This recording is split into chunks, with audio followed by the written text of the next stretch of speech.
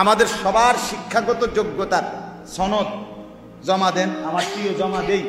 সবার জ্ঞান বুদ্ধি পড়ালেখা সার্টিফিকেট একত্র কইরা গরমটা কমান। দাওরা pass, SSC pass, masters pass, কামেল পাস, সব একসাথে হইয়া গরম কমান। পারবেন কেউ? আল্লাহ তাআলার দয়া ছাড়া, আল্লাহ তাআলার রহম ছাড়া, আল্লাহ তাআলার মেহেরবানি ছাড়া এক সেকেন্ড আমাদের জিন্দিগির কোনো বেঁচে থাকার সুযোগ আছে কি? এত বড় মালিককে ভুলে যাওয়া, এটা কেমন, এটা কেমন বেইনসাফি ভাইয়া বলেন? কেমন জুলুমের কথা এটা?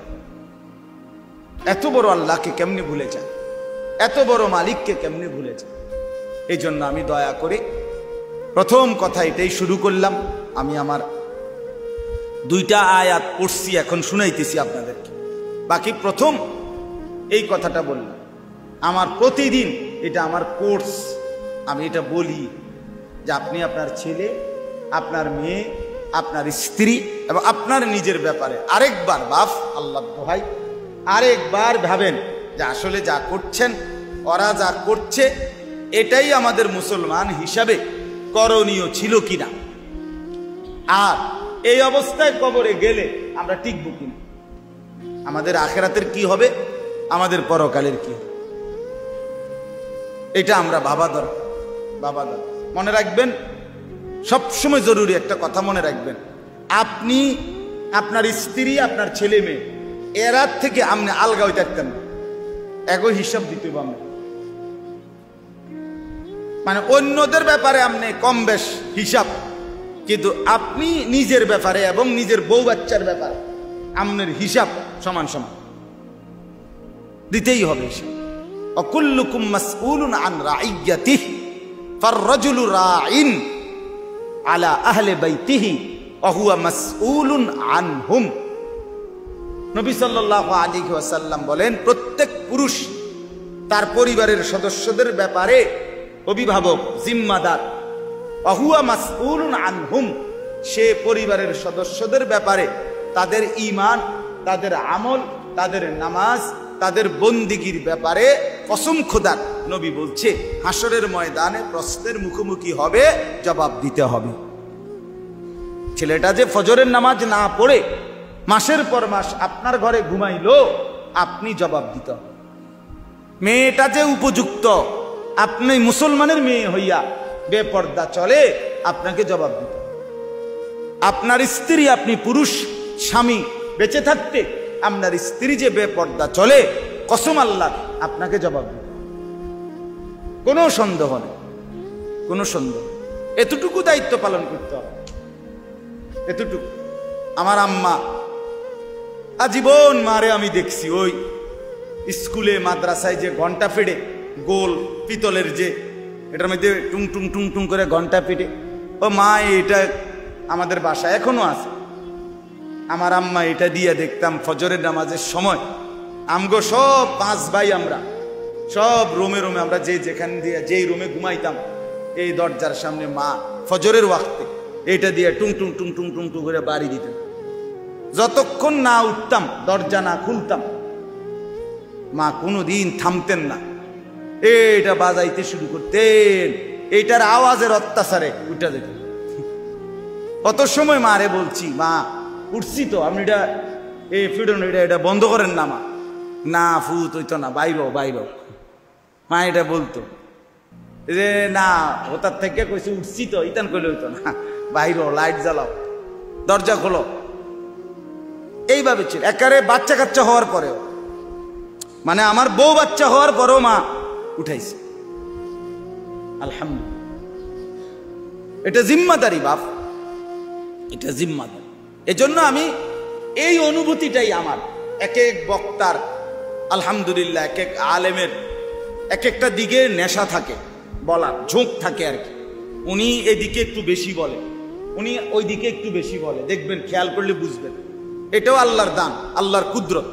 আল্লাহ তাআলা ইসলামের বহু বিষয়গুলোকে উলামায়ে কেরামের জবানে যারা বলে, তাদের মধ্যে যেন আল্লাহ কুদরতি সিস্টেমে ভাগ করে দেয়। এটা একটা সিস্টেম। আমার শায়েখ আল্লামা মুফতি মুশতাকুন নবী কাসিমি, আমনে হুজুরের বয়ান 1 ঘন্টা শুনবেন, দেখবেন জিকিরের কথা, তাসবিহের কথা উনি বলবেই বলবে, জেনেই থাকুক উনি, আবার এই জায়গাটায় কথা বুঝছেন। আমার ঢালকানগর হজরত আরিফ বিল্লাহ হজরত মাওলানা শাহ আব্দুল মতিন বিন হুসাইন হজরতের বয়ান যেই শুনে দেখবেন, শুনে দেখেন যা বলে এরপরে অটোমেটিকলি আইসা পড়বে, নজর হেফাজত করেন, নজর হেফাজত করেন, নজর হেফাজত। এটা উনি কইবই, এনে এনে আইয়া পরে আস্তে কথা এনে আইয়া। আমাদের যাত্রাবাড়ি হজরত আপনার আমাদের মুরব্বী বাংলাদেশের আল্লামা মাহমুদুল হাসান দামাত বারাকাতুহুমুল আলিয়া যাই বয়ান করে, মূল বয়ান একটাই, ভাই সুন্নত জিন্দা করো, সুন্নত জিন্দা করো, সুন্নত, আজান সুন্নত তরিকায় দাও, ইকামত সুন্নত তরিকায় দাও। সুন্নত জিন্দা করার এক ফিকির ওনার সারাক্ষণ কাজ করে। এটা একটা কুদরতি নিজাম। এজন্য আমি দিল থেকে এটা অনুভব করি যে আপনি আপনার পরিবার, আপনার ছেলে মেয়ের দিকে আরেকটু নজর দেন। এটা আপনার ডিউটি। বাপ খাট যদি নাও বানায় দেন, আমার আব্বা আমার ব্যক্তিগত ফ্যামিলির জন্য, আমার পরিবারের জন্য, আমি বিয়ে করারও আমি 2008 সালে বিয়ে করছি, আমার আব্বা ইন্তেকাল করছে 2015 সালে, তাহলে কয় বছর হইল? 7 বছর পরে।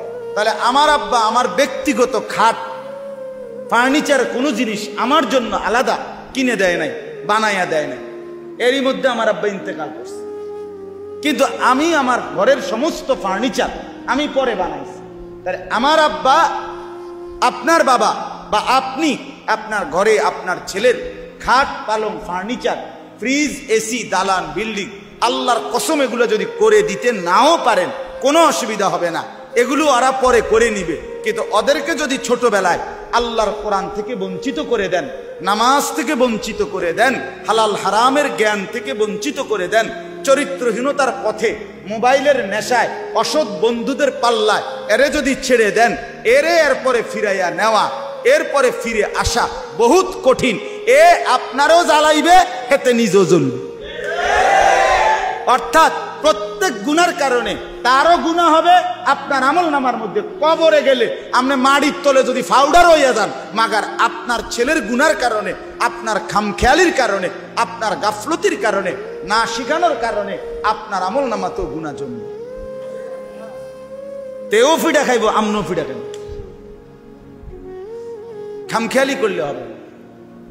এই জন্য আমরা মুসলমান, আমরা জানোয়ার না, আমরা হিন্দু না, আমরা বৌদ্ধ না, আমরা ইহুদি না, আমরা খ্রিস্টান না, আমরা নাস্তিক না, আমরা মুসলমান। আমাদের চলাফেরা, আমাদের ফিকির, আমাদের চিন্তা চেতনা ভিন্ন রকম, ভিন্ন রকম। বেঈমানের ফিকির ঘর বাড়ি দালান, পদ পদবি, চাকরি বাকরি, গাড়ি বাড়ি, জায়গা জমি, এতটুকু শুধু নিয়ে চিন্তা করা, এটা বেঈমানের পরিচয়, এটা বেঈমানের ফিকির। আর মুসলমান তাকে বলে, ইমানদার তাকে বলে, আল্লাহর কসম, যে স্ত্রী সন্তান এবং নিজের জীবনের ব্যাপারে ঈমান আমলের ফিকির করে। আমার নামাজ আমার ছেলের নামাজ, আমার নামাজ আমার মেয়ের নামাজ, আমার স্ত্রীর নামাজ। আলহামদুলিল্লাহ, আল্লাহর দয়ায় আমি ফজরের নামাজে উঠবার সময় চেষ্টা করি বিবিকেও তুলতে, মেয়েকেও তুলতে, যতক্ষণ না উঠে দাঁড়ায় থাকি। এরপরে ছেলেটাকে নিয়ে মসজিদে যাই। 7 বছরের ছেলে আমারও, আলহামদুলিল্লাহ, আমার সাথে মসজিদে ঢুকি ফজরের নামাজ। আবার সালাম ফিরেই আপনি আমার মসজিদের ইমাম সাহেবের খবর লন, আমার বাসার সামনে নাম্বার দিই, জিজ্ঞাসা করে। আমি সালাম ফিরেই 2 রাকাত ফজরের সবসময় আমার অভ্যাস, সাথে সাথে আমি আবার ঘরে ফিরে আসি। দাঁড়া, মসজিদে বসি না। আর কি কেন বসি না? আবার আইসা দেখি বউ বাচ্চা উঠছি না। কথা বুঝছেন না? হইতে পারে উঠে নাই, হইতে পারে উঠতেছে, হইতে পারে না এরকম, তো আবার উঠাই। কারণ আমাকে, এটা আমার জিম্মাদার, এটা আমার জিম্মাদার। আমি যেমন আমার ফজরের নামাজের ব্যাপারে আল্লাহর কাছে হিসাব দিতে হবে, আমার অধীনস্থ এই বিবি বাচ্চার ফজরের নামাজের ব্যাপারেও আমাকে কি দিতে হবে? এই কথাটা বোঝেন বাপ।